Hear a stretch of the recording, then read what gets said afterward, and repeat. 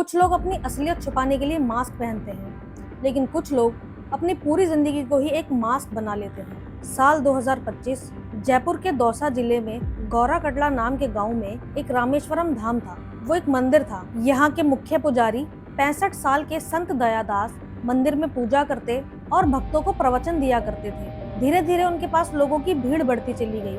इसके बाद उन्होंने लोगों का इलाज करना भी शुरू कर दिया, जैसे किडनी में पथरी या फिर थायराइड का इलाज। और जब भीड़ बढ़ने लगी तो उन्होंने मंदिर में ही 100 बेड्स डाल दिए और लोगों से इलाज के लिए सिर्फ 1000 रुपया चार्ज लिया करते थे। लोग संत दयादास से अब इमोशनली कनेक्ट हो चुके थे। पिछले कई सालों से रामेश्वर धाम सुनसान पड़ा था, लेकिन संत दयादास के आने से वहाँ पर एक रौनक आ गई। अब लोगों की वहाँ भीड़ दिन पर दिन बढ़ती ही जा रही थी। लेकिन एक दिन अचानक उस मंदिर में पुलिस की एंट्री होती है और पुलिस संत दयादास को गिरफ्तार करने के लिए वहां पहुंची। जैसे ही भक्तों को पता लगा, भक्त संत के बचाव में आकर खड़े हो गए और पुलिस से सवाल जवाब करने लगे। लेकिन पुलिस की एक स्टेटमेंट सुनते ही सारे भक्तों ने अपने कदम पीछे ले लिए और वो स्टेटमेंट थी कि ये लोग जिसको एक संत समझ रहे थे, असल में वो एक बहुत बड़ा सीरियल किलर था, जिसे लोग डॉक्टर डेथ के नाम से जाना करते थे। अब सवाल है कि क्यों एक डॉक्टर को संत का चोला ओढ़ना पड़ा और आखिर ऐसा क्या हुआ जो इस इंसान को एक सीरियल किलर बनना पड़ा। जानेंगे हमारी इस पूरी स्टोरी में। My name is Pooja and welcome to my show violated crimes. साल 1995 राजस्थान के बांदीकुई शहर में रहने वाले डॉक्टर राजेंद्र शर्मा ने अलीगढ़ यूनिवर्सिटी से आयुर्वेदा में डॉक्टरी की हुई थी। डॉक्टरी करने के बाद इन्होंने अपना एक क्लिनिक खोला। इसका नाम था जनता क्लिनिक। इनकी शादी हुई। शादी के बाद इनके 2 बच्चे भी हुए। अब इन पर परिवार की रिस्पॉन्सिबिलिटी धीरे धीरे बढ़ती जा रही थी। इनका क्लिनिक ठीक ठाक चल रहा था, लेकिन अब इन्होंने सोचा क्यों ना अपने काम को आगे बढ़ाया जाए। तो इन्होंने डिसाइड किया कि ये अब साइड बाय साइड अपना एक नया बिजनेस शुरू करेंगे। इन्होंने सारी सेविंग्स निकाल कर गैस डीलरशिप के बिजनेस में लगा दी। इन्होंने 11 लाख रुपए अपने इस गैस डीलरशिप के बिजनेस में लगाए थे। बट अनफॉर्चुनेटली जिस इंसान ने इनको इस बिजनेस की एडवाइस दी थी, वही आदमी इनके 11 लाख रुपए लेकर फरार हो गया और उसके बाद इनका क्लिनिक भी लॉस में जाने लगा। अब देवेंद्र शर्मा काफी परेशान रहने लगे थे। उनको समझ नहीं आ रहा था अब वो करे तो क्या करे, क्योंकि उनकी सारी मेहनत की कमाई, सारी जमा पूंजी तो वो डीलरशिप वाला लेकर भाग गया था और जो इनका क्लिनिक पहले से चल रहा था अब वो भी लॉस में जाता जा रहा था। ये कहानी 1995 की है और उस वक्त के 11 लाख आज के 1 करोड़ रुपए के बराबर है। इतना बड़ा फाइनेंशियल झटका देवेंद्र झेल नहीं पाए। अब वो काफी डिस्टर्ब रहने लगे थे, तो उन्होंने बांदीकुई छोड़कर अलीगढ़ जाने का फैसला लिया और इसी बीच उनकी मुलाकात गुरुग्राम के डॉक्टर अर्पित से हुई। डॉक्टर अर्पित ने उनकी कंडीशन देखते हुए उन्हें एक ऐसा रास्ता दिखाया जो आसान तो लग रहा था, लेकिन वो रास्ता उनको पाप की दुनिया में लेकर जाने वाला था। उसने बताया कि इलीगल किडनी ट्रांसप्लांट का बिजनेस काफी बड़ा है, उसमें डिमांड बहुत ज्यादा है, लेकिन डोनर्स बहुत कम। पैसों के लिए लोग अपनी किडनी बेचने को तैयार हो जाते हैं, क्योंकि एक किडनी पर भी इंसान की जिंदगी चल सकती है। अब देवेंद्र को अच्छे से पता था अगर वो इस ट्रैप में फंसे तो इससे निकलना बहुत ही मुश्किल था, लेकिन उनकी मजबूरी और लालच के कारण उन्होंने इंट्रास्टेट किडनी रैकेट में जाने का फैसला लिया। और भी कुछ डॉक्टर्स के साथ मिलकर देवेंद्र ने जयपुर, बल्लभगढ़ जैसे कई शहरों में अपना ये रैकेट चलाना शुरू किया। इस किडनी ट्रांसप्लांट के रैकेट से देवेंद्र की 5 से 7 लाख रुपए की कमाई होती, जिसे बाकी डॉक्टर्स और अलग अलग लोगों के साथ बांट दिया जाता। अब ये रास्ता देवेंद्र को एक ऐसे दलदल में लेकर जाने वाला था जहाँ से सिर्फ ईमान नहीं बल्कि इंसानियत भी खो जाती है। और ये वही रास्ता था जिसने डॉक्टर देवेंद्र को डॉक्टर डेथ बना दिया। 19 जनवरी 2024 जयपुर रेलवे स्टेशन के टैक्सी स्टैंड पर एक खान नाम का आदमी अपनी टैक्सी सूमो में सवारी का इंतजार कर रहा था। दिन ढलते ढलते उसका इंतजार खत्म हुआ। शाम को उसको मुकेश खंडेलवाल नाम का एक पैसेंजर मिला, जिसने उसको हापुड़ चलने को कहा। जयपुर से हापुड़ तक का सफर काफी लंबा था, तो उस टैक्सी ड्राइवर ने अपने भाई को भी साथ ले जाने का फैसला किया और उस पैसेंजर को भी इस बात से कोई आपत्ति नहीं थी। एक गाड़ी, 3 लोग और एक ऐसा सफर जो सफर सबकी सोच से परे होने वाला था। वो हापुड़ जाते वक्त बीच में रुकते हैं और वहीं से एक पीसीओ से अपने पिता गफ्फार को कॉल करके बताते हैं कि वो एक सवारी को छोड़ने के लिए हापुड़ जा रहे हैं और उनको लौटने में 1 से 2 दिन का वक्त लग जाएगा। अब गफ्फार को अपने बेटे की कॉल से तसल्ली तो होती है, लेकिन जब उनके बेटे 2 दिन बाद भी नहीं लौटे तो उनकी बेचैनी बढ़ने लगी। 2-3 दिन के बाद भी जब उनके बेटे नहीं लौटे तो वो तुरंत पुलिस स्टेशन गए और वहां पर उनकी मिसिंग कंप्लेंट दर्ज कराई। पुलिस ने तुरंत उनके फोन को ट्रैक करना शुरू कर दिया और पुलिस की वो ट्रैकिंग उनको उसी लोकेशन पर पहुंचाती है जहां से उन्होंने लास्ट कॉल किया था। लेकिन वहां जाकर पुलिस को कोई खास लीड हाथ नहीं लगती है। फिर पुलिस उनके कॉल्स के और रिकॉर्ड्स निकलवाती है। पीसीओ से अपने पिता से बात करने के बाद क्या उन्होंने उस पीसीओ से किसी और को भी कॉल किया था, और यहीं से ये गुत्थी और ज्यादा उलझती हुई नजर आने लगती है। और तब पता लगता है कि वहां से एक लास्ट कॉल उत्तर प्रदेश के कासमपुर को लगाई गई थी, जहां पर एक चाय बेचने वाली आंटी जिसको मोटी आंटी के नाम से जाना जाया करता था।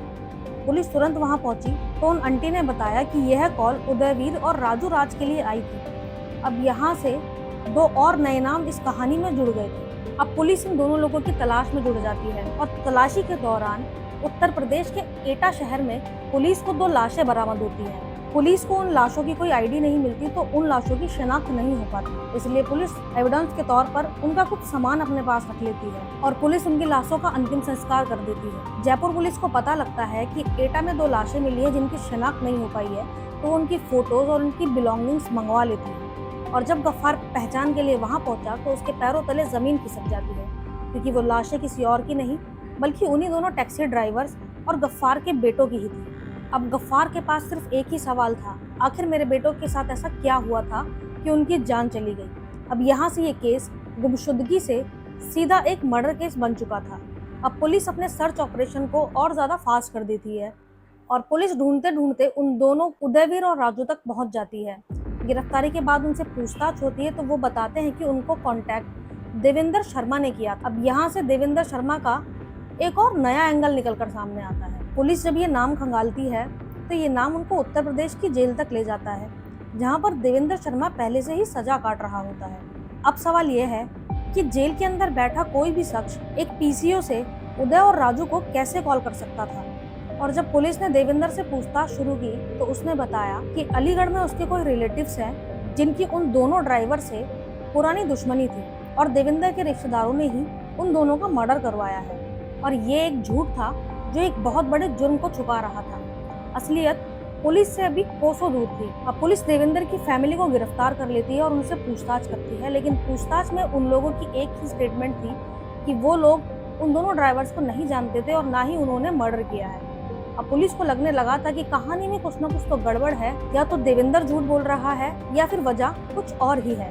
अब पुलिस सच को सामने लाने के लिए जयपुर के उसी टैक्सी स्टैंड पर गई जहां पर वो दोनों टैक्सी ड्राइवर पहले से टैक्सी चलाया करते थे। वहां पर जाके पुलिस ने लोगों से पूछताछ की और उस आदमी का स्केच बनवाया जिनको वो दोनों भाई लेकर हापुड़ की ओर निकले थे। और जब वो स्केच बनकर सामने आया तो उस स्केच को देखकर पुलिस भी हिल गई, क्योंकि वो स्केच किसी और का नहीं बल्कि जेल में बैठे उसी शख्स देवेंद्र शर्मा का था। अब पुलिस ने जेल में उसके साथ रह रहे कैदी से पूछताछ करनी शुरू की और उस कैदी ने ऐसे ऐसे राज खोले जिसने इस इन्वेस्टिगेशन को पूरी तरीके से एक नया ही एंगल दे दिया था। जेल में उस कैदी ने पुलिस को बताया कि देवेंद्र बड़े फक्र से उन्हें बताया करता था कि कैसे उसने पुलिस को बेवकूफ़ बना दिया और कैसे अपने रिलेटिव्स को इस जाल में फंसा दिया। अब पुलिस को समझ आ चुका था कि देवेंद्र ने उनका बेवकूफ़ बनाया है। पुलिस ने तुरंत उसके रिलेटिव्स को रिहा किया और अब देवेंद्र से सख्ती से पूछताछ करनी शुरू कर दी। पुलिस से पूछताछ के बाद देवेंद्र ने अपनी कहानी सुनानी शुरू की और उसकी इस घटिया कहानी को सुनकर पुलिस के भी रोंगटे खड़े हो गए। 1995 में जिस किडनी रैकेट में देवेंद्र शर्मा शामिल था वो पहले तो ठीक ठाक चल रहा था, लेकिन अब देवेंद्र के मन में और ज़्यादा लालच आना शुरू हो गया, क्योंकि उस रैकेट में डोनर्स आते थे, अपनी किडनी डोनेट करते थे तो कुछ पैसा डोनर्स को भी दिया जाया करता था। पैसों की कमी ने देवेंद्र को अपराधी बनाया था, लेकिन अब पैसों की भूख ने देवेंद्र को दरिंदा बना दिया। किडनी रैकेट से होने वाली कमाई का कुछ हिस्सा देवेंद्र को उन डोनर्स को भी देना पड़ता था। इसी लालच में आकर देवेंद्र ने सोचा क्यों ना उन डोनर्स को दिए जाने वाले उस हिस्से को बचाया जाए और पूरा प्रॉफिट खुद ही कमाया जाए। देवेंद्र ने अलीगढ़ में एक फेक गैस एजेंसी खोली हुई थी। उस एजेंसी में उसने एक ट्रक ड्राइवर से गैस सिलेंडर मंगवाए। जैसे ही वो ड्राइवर सिलेंडर देने के लिए आया, देवेंद्र ने उसको पकड़कर उसकी हत्या की और फिर उसकी किडनी निकाली। अब देवेंद्र के सामने समस्या थी कि उनकी लाश को कहाँ ठिकाने लगाया जाए। तो देवेंद्र के दिमाग में एक आइडिया आया और उसने उत्तर प्रदेश के कासगंज जाकर हजारा नदी में उसकी बॉडी को फेंक दिया, क्योंकि उस नहर के अंदर सैकड़ों मगरमच्छ होते हैं। उसने ट्रक ड्राइवर की लाश को इस इंटेंशन से फेंका था कि उसकी लाश को भूखे मगरमच्छ खा जाएंगे और उसकी बॉडी पूरी तरीके से डिस्ट्रॉय हो जाएगी, और ट्रक को भी ठिकाने लगा दिया। जब उसको लगने लगा कि ये तरीका काम कर रहा है, उसका हौसला और ज्यादा बुलंद होने लगा। अब उसने एक के बाद एक कई सारे ट्रक ड्राइवर के साथ ये काम किया। वो उनको ऑर्डर देने के बहाने वहां बुलाता, उनका मर्डर कर उनकी किडनी निकालता और उनकी लाश को उस हजारा नदी में जाकर फेंक दिया करता। लेकिन धीरे धीरे देवेंद्र के सामने एक और नया चैलेंज सामने आ गया।